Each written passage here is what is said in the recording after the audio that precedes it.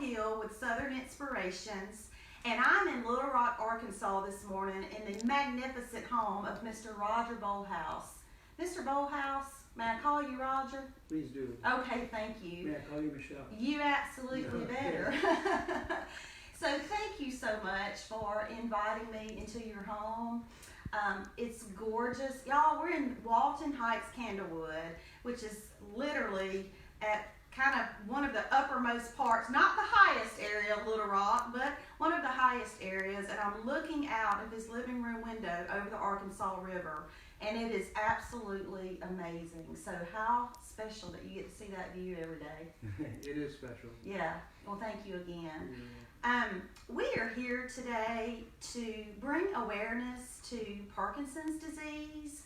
Mr. Bolhouse was diagnosed about a year ago in May of 2019, and we're going to share a little bit about his journey from the time that he began to have symptoms to the onset and his diagnosis, and then what it means to him and his family to live with this diagnosis, and then we'll finish up with some ways that you can help.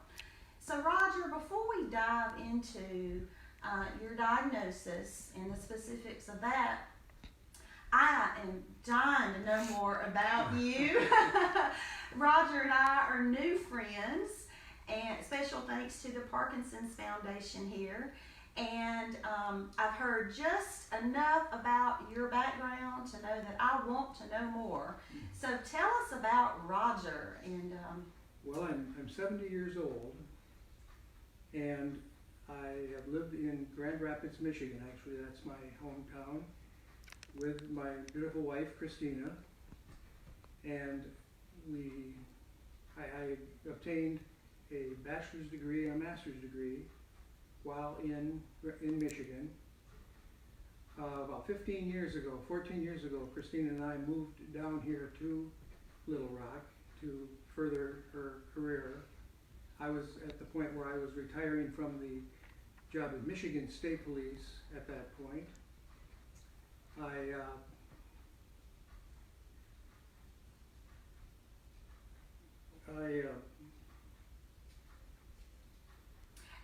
How long were you with the state police? How many years? I was telling me with you the there? state police 26 years. Okay. Then I retired from there on a Friday and went to work for the private forensic lab.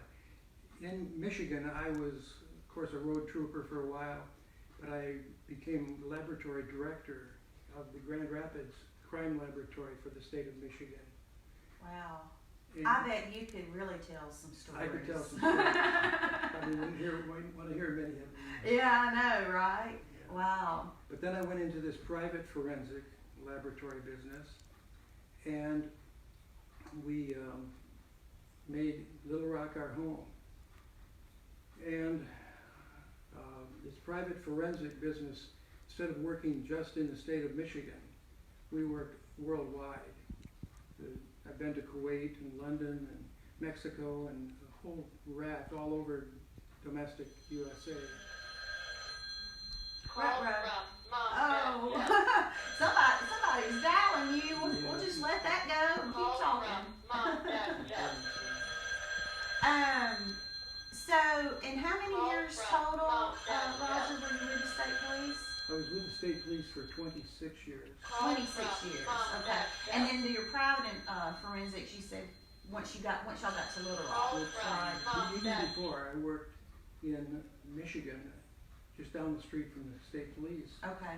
But privately, along with a group of 4 other retirees from the state police. Right.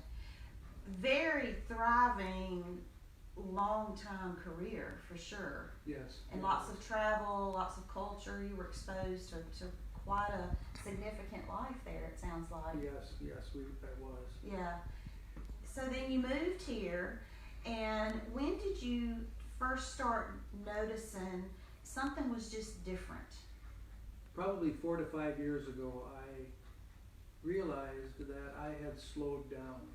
Okay. And other people very subtly would tell me that, hey, you're taking forever to eat your meal, or taking you longer. In other words, I was slowed down, and they kept reminding me of it. One particular instance that really sticks in my mind as showing some symptoms of Parkinson's was my sister-in-law was at a family reunion up in northern Michigan, and we had all the grandparents and the in-laws and the outlaws and everybody there.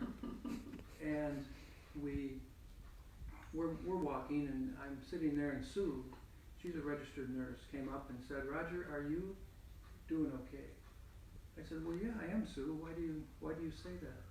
And she said, "Your gait. I was watching you walk, and there's something about it. Are you sure everything's okay?"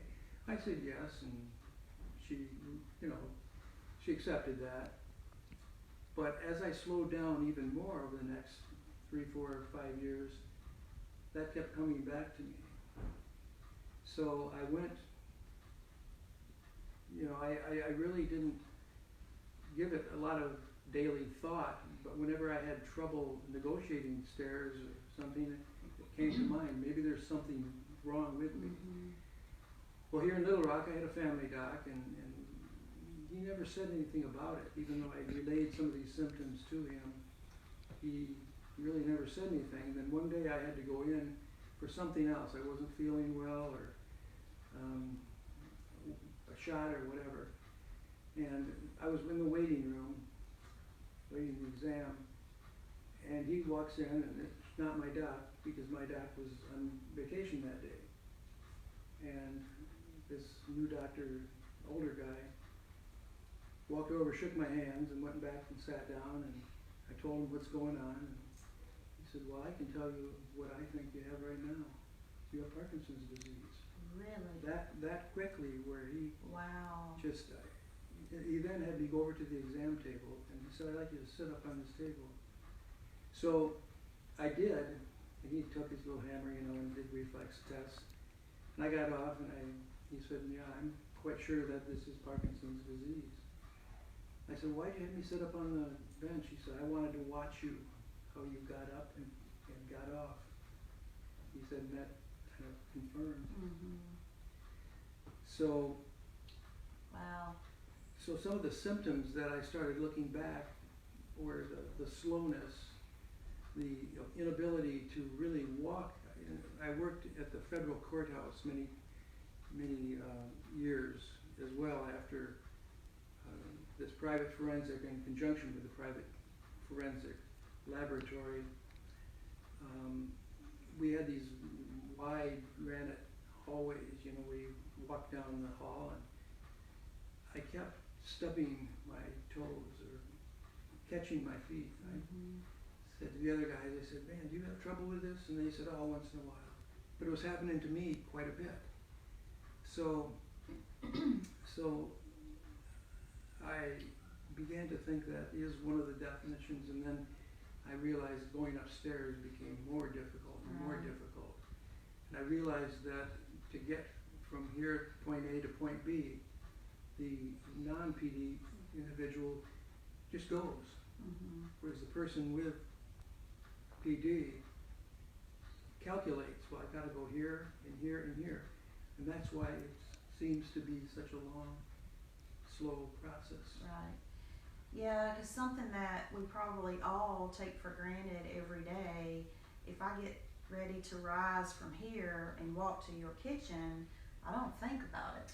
I just get up and start walking, whereas what you just explained, you have to sit a moment and think, how long is it going to take me? What is it going to do to my body? And what do I have to do? First of all, I have to get up, right? And you do have stairs in your home. Yes. Upon arrival, I came in through the basement, and we're upstairs now in this area of your home. And so, how have you kind of had to make adjustments and adapt? You mentioned your wife. Is it Christine or Christina? Christina. I'm going to get that right, Ms. Bolhouse. Talk to us about just how you've had to adapt your life and how that has affected you. Well, it's affected me because I have to slow down even more than I was. Mm-hmm. And I realized this after an incident one day, 3 or 4 months ago. I was coming up the back stairs where you came down, and I had in my hands a grocery or a laundry hamper. Mm-hmm. And I got to the top step and missed it. It caught me and I went down with all that. Oh, goodness. And I didn't get hurt. I broke the laundry hamper though. But I didn't. It didn't fare as well, huh? It didn't fare as well, and goodness. it probably is a good thing, or I wouldn't have fared as well. Yeah. But it made me realize that I have to slow down, especially on stairs. And consciously think about Exactly. if I'm going up the stairs or down the stairs, I've got to take those very conscious moments of, I guess, being very intentional about your next step. Each and and every heightened step. awareness. Each and every step, yes. Yeah. Goodness gracious. So it's been a few years now. You have, I know, made the adjustments that have come with that, the slowing down.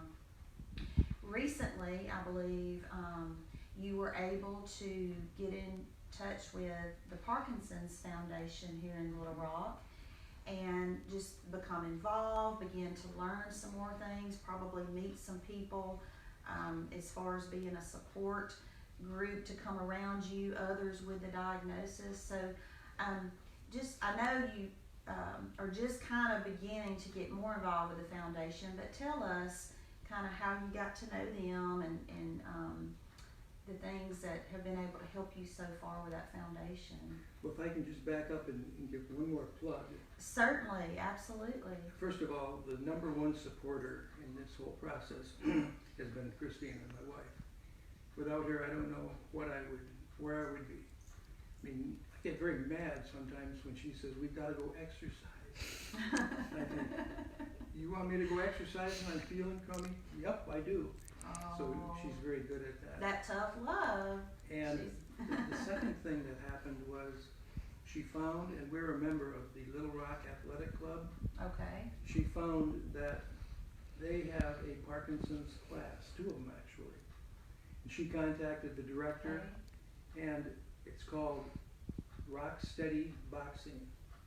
So Wow. we go out Mondays and Wednesdays, and we box.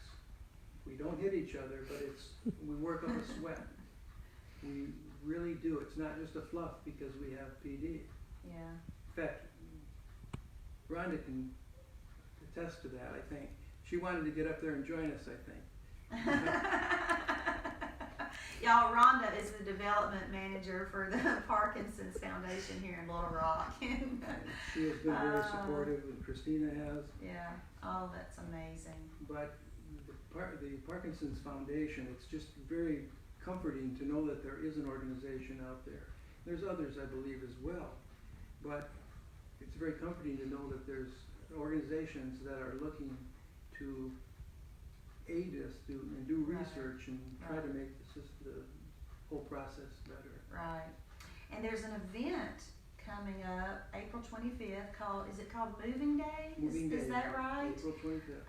And you're going to participate in that. I think you're on the committee. Is that right? I'm on the committee and I want to be a team captain. I've already got the group at the athletic club. I'm hoping that most of them will, provide some funds or at least get involved in setting the process up. Right. And I know that event will raise funds to go toward research, providing services to those of you who have been diagnosed. Yes. So, like you said, it's a great resource, and it's good to know that that's available and all the wonderful work that's being done right here in Little Rock for those affected like you. Mm-hmm. Yes. Oh, Roger, wow, you're such an inspiration to me. First of all, just for your willingness to open up your home, to let me come in here like this and to ask you these very personal questions. I appreciate your heart. Thank you to Christina, even though I've not met you yet. Ms. Bolhouse, thank you so much for allowing me in your home. It sounds like you're taking really good care of your husband here, and he appreciates it.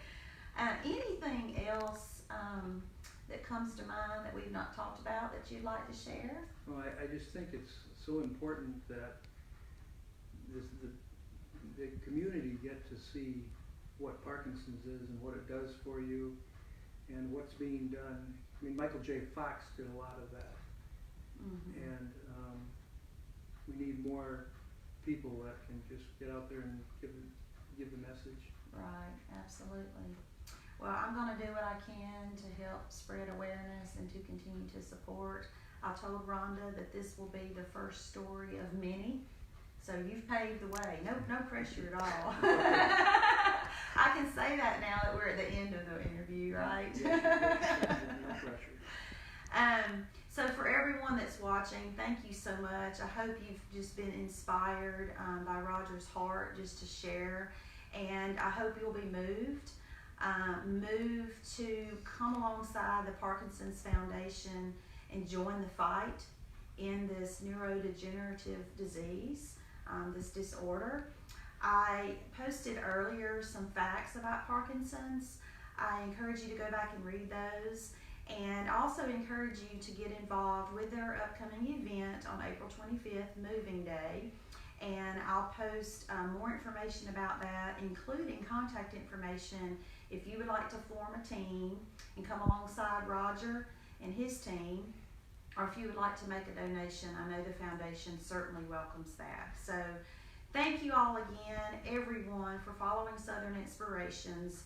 As always, I'll ask if you know of a nonprofit or an individual story that just needs to be told, please do let me know. It's my heart to continue to share good stories about good people doing good things across the South, and Roger is just one of many. So thank you all again. Y'all have a fabulous day.